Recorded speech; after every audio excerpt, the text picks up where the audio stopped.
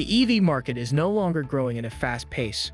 Car makers are perfectly aware of that, but they're forcing dealers to sell electric cars anyway. Not only that, but they're also requiring massive investments in so-called EV eligibility programs at a time when the EV future is anything but certain. With all this in mind, it doesn't surprise anyone that many experts think many dealers won't make it if forced to sell EVs, and we agree with them for these 7 reasons. Number 7.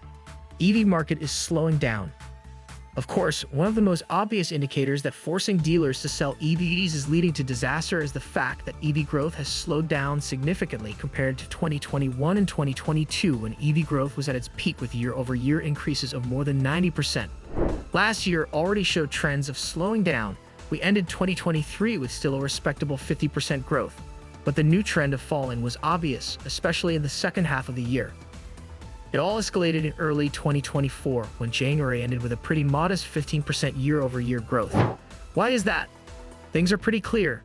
The phase of early adopters is over and no one is rushing to get a zero-emissions vehicle anymore. We're currently in the phase where the middle class is expected to embrace new technology. That's not an easy process because this group is driven by practicality, value for money propositions, and similar things, not necessarily higher causes like sustainability. To be honest, car makers still don't have much to offer in this aspect. For an average buyer, EVs still don't make much sense because they're expensive, not particularly convenient, and still with limited autonomy. Dealers know all that very well. They have no doubt that further pushing for EVs could endanger their business model because there are simply not as many potential buyers as most car makers would want. Number 6. EVs are hard to sell. The slowdown of the EV market is just one part of this equation. The second one is the significantly increased production of electric cars. During 2021 and 2022, supply chains were still interrupted and unstable, but now everything seems stable enough. At the same time, car makers projected their production plans based on these incredibly successful years. They based their strategy on something that turned out to be just momentum rather than a permanent trend. So now that the growth is stalled, we're witnessing a massive imbalance between supply and demand. According to some sources, the production of EVs went up 5 times over the last year, and with the aforementioned growth of just 15% in January, it doesn't surprise anyone that market day supply has skyrocketed. We don't have the more recent data, but back in late 2023, it was already way over 110 days. Today, that number is probably even higher. From dealers' perspectives, stocking up their lots with EVs at the moment doesn't make any sense.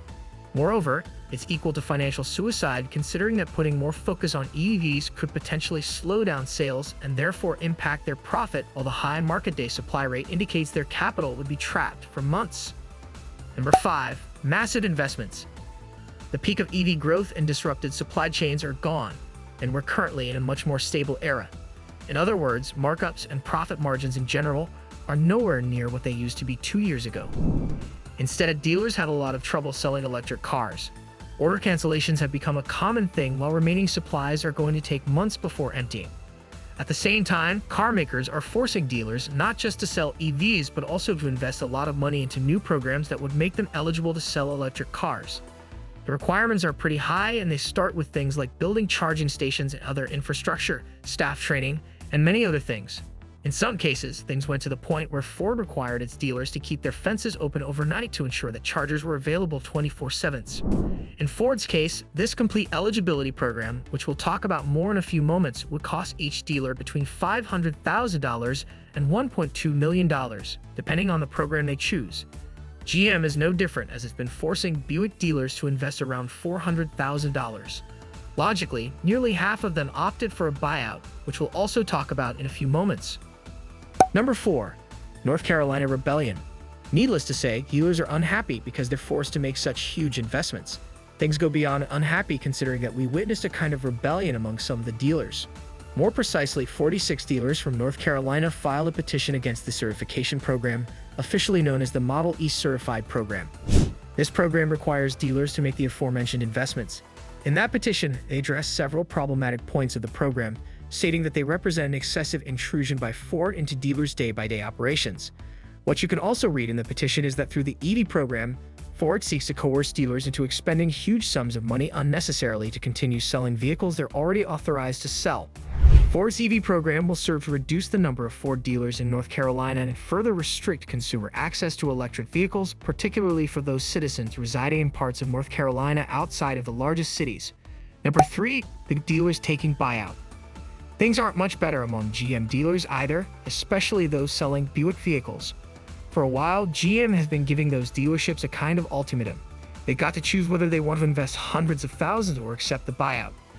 According to officials, that's part of the electrification strategy as Buick plans to become an all-electric car maker by 2030. Of course, dealers are not happy with this idea, especially after the market showed a significant slowdown in its growth. What's even more intriguing is that Buick as a brand currently doesn't have a single electric car on offer, which all seems quite schizophrenic to us. Nevertheless, the outcome was kind of expected. The brand started last year with 1958 dealers nationwide. By the end of 2023, that number went down by nearly half, 47% to be accurate, so the current number of dealerships is around 1,000. The buyout option remains open, so we may see a further decrease in the future if we trust the officials who said that there will be no room for panic and that the dealer network is still adequate. Most of the dealers that opted for a buyout were smaller scale dealers, which altogether contributed to around 20% of total brand sales. Number 2, dealers who committed to Ford's electric program are now getting out. Ford started with its Model E program last year, and initially, Farley claimed they agreed with 1920 of 3-Bit's 400 dealers nationwide. The Blue Oval Company gave all of them a choice to upgrade their facilities and support this transition or forego the opportunity to sell EVs. The company offered 2 options: to make a certified elite program or a cheaper certified program. Out of 1920 dealers, 1659 of them opted for the higher level initially, while 261 applied to be just certified. But now that the EV market is stumbling and Ford is pushing out money and delaying EV investments, some of them decided it's better not to endanger their sustainability and step out. 53 of the dealers who earlier signed up for the Certified Elite program have withdrawn their applications.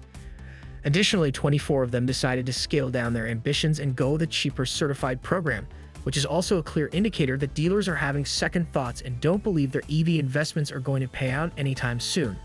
To prevent further withdrawals, Ford decided to make some compromises and loosen up requirements. Things like selling a minimum of 25 EVs a year are no longer required, just like the availability of the chargers to the public 24 hours a day is no longer required. Number 1, direct sales. Probably the biggest reason why dealers think they won't make it if forced to sell EVs is the fact that many car makers, including Ford and GM, started developing their programs of direct sales.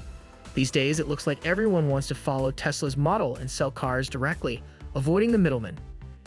In the case of legacy car makers, the focus is on electric cars. Of course, the whole idea is to enhance the buying experience. The whole world of shopping is moving toward online services, so why would cars be any different? The idea is to create platforms that would allow buyers to configure their models, get offers, and even finance programs according to their preferences. Ford already started this program in February, and it's obvious that dealers are not happy. After all, that's why the company didn't make any big announcements. Instead, we just saw a short announcement about the new platform, and for now, the company sells only the Mustang Mach-E through it. Other car makers are working on similar programs as well, and the whole point is to help buyers avoid negotiations with dealers, which can lead to all kinds of arrangements, including massive markups. That's why dealers are unhappy, because with direct sales, the profit margins on EVs would be minimal. Thanks for watching. Don't forget to like, subscribe, and hit the bell icon to stay updated with our latest content. See you in the next video.